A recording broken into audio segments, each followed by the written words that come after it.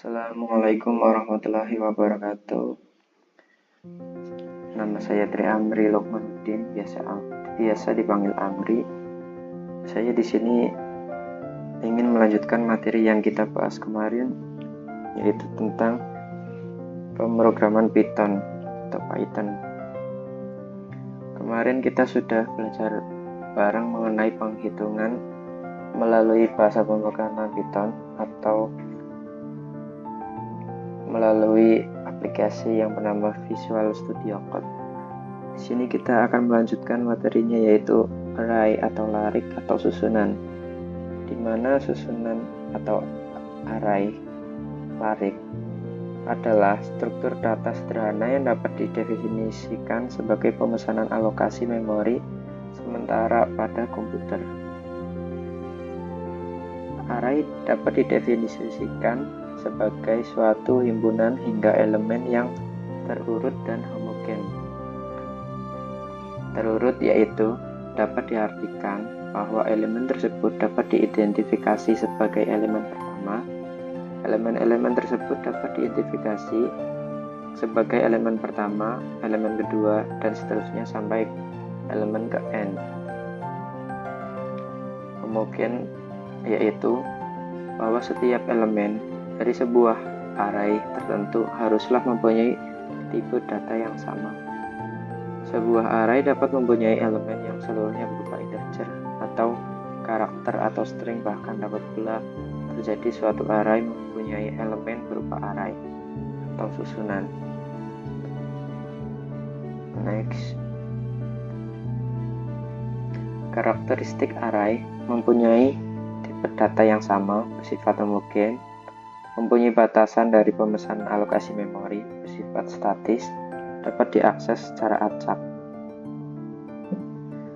Hal-hal yang harus diketahui dalam mendeklarasikan array yaitu ada tipe data, nama variabel, subscript atau indeks.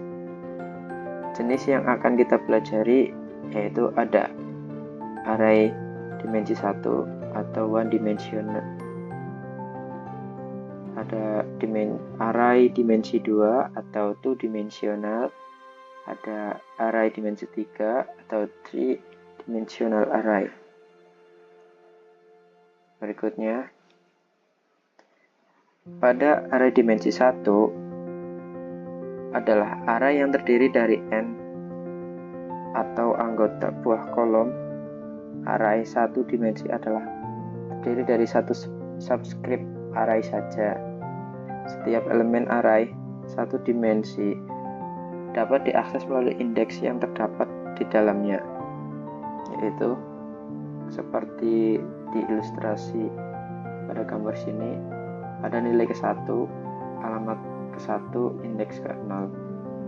Berikutnya ada nilai kedua, alamat kedua, indeks ke-1, dan seterusnya sampai nilai ke n. Berikutnya, contoh penerapan dalam pemrograman Python array dimensi 1 adalah hanya memiliki satu deretan nilai. Misalnya dalam pengkodingannya yaitu array garis bawah satu dimensi sama dengan kurung siku 1, 2, 3, 4, 5, lalu kita print dalam kurung tanda petik 2 array satu dimensi yang dari subjeknya di atas itu, terus print atau output. Nanti kita coba ada studi kasus, ini cuma sebagai gambaran saja. Next. Kemudian ada array multidimensi 2 atau two dimension array yang serupa dengan array satu dimensi maupun array dua dimensi. Namun array multidimensi dapat memiliki memori yang lebih besar. Biasanya array multidimensi digunakan untuk menyebutkan array dengan dimensi lebih dari 2 atau array yang mempunyai lebih dari 2 subscript.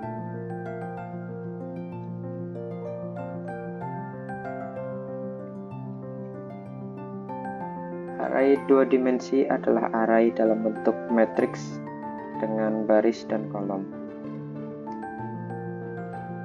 Dalam pengkodingannya atau implementasinya sebagai ilustrasi, di sini ada tanda pagar atau array 2 dimensi, enter, array garis bawah 2 dimensi sama dengan kurung siku, terus di bawahnya lagi ada kurung siku lagi 1 2 3, tutup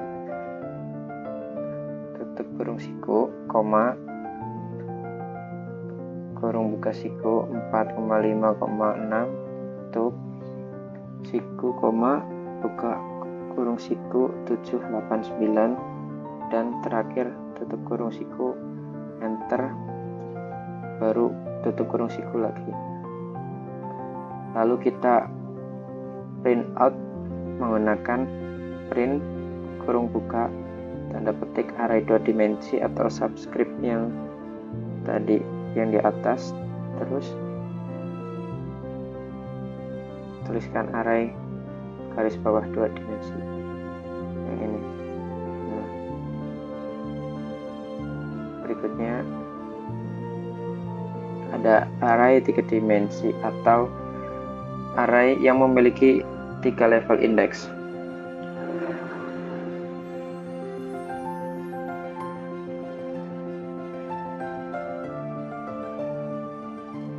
Misalnya 3 deretan matriks yang berbeda. Selanjutnya ada array 3 dimensi, adalah array yang memiliki 3 level indeks, misalnya 3 deretan matriks yang berbeda. Dalam implementasi pengodingannya ada yang di bawah ini.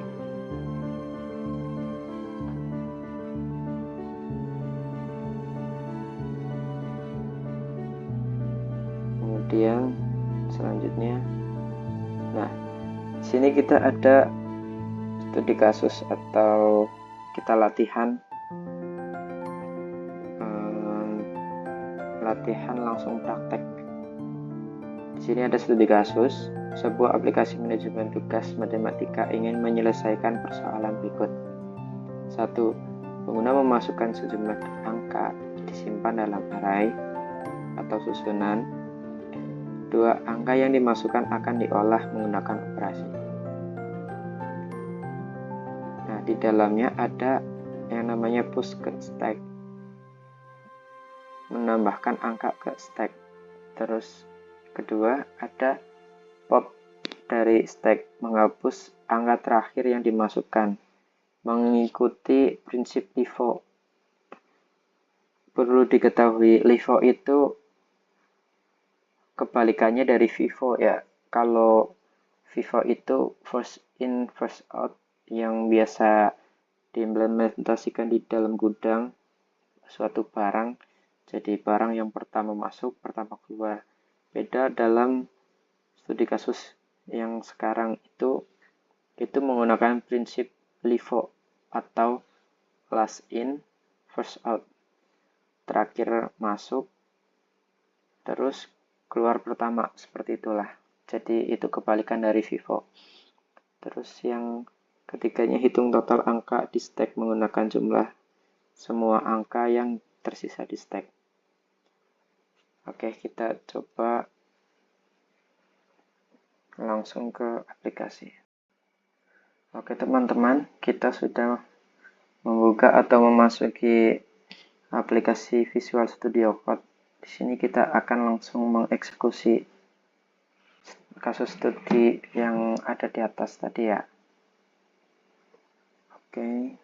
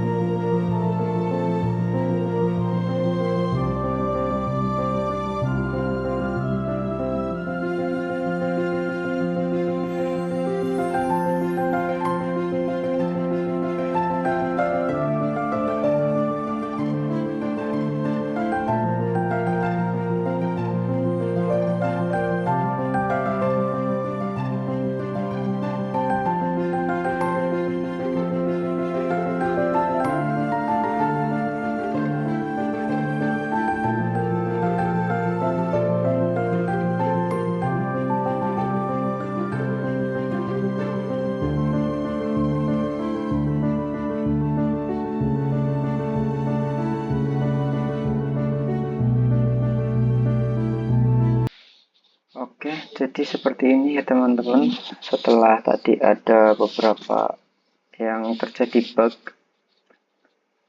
agak sedikit menyulitkan ya. Jadi ini seperti ini, coba kita play. Oke, sini ada angka tertera ya di sini nih. Di bawah angka 10 telah ditambahkan ke stack, angka 20 telah ditambahkan ke stack, angka 30 telah ditambahkan stack. Dan di sini angka 30 itu yang terakhir, artinya angka 30 itu yang bakalan keluar pertama. Kalau penyimpanannya kan berbentuk tumpukan ya, tumpukan data. Nah, berarti angka 10, 20, 30, angka 10 di paling bawah, angka 20 di tengah, angka 30 paling atas. Nah, ketika kita mau ambil data tersebut, berarti kita yang dikeluarkan pertama adalah yang ke-30. Seperti itu. Total angka di stack ada 30. Oke, sekian dari saya. Kurang lebihnya mohon maaf. Dan terima kasih. Assalamualaikum warahmatullahi wabarakatuh.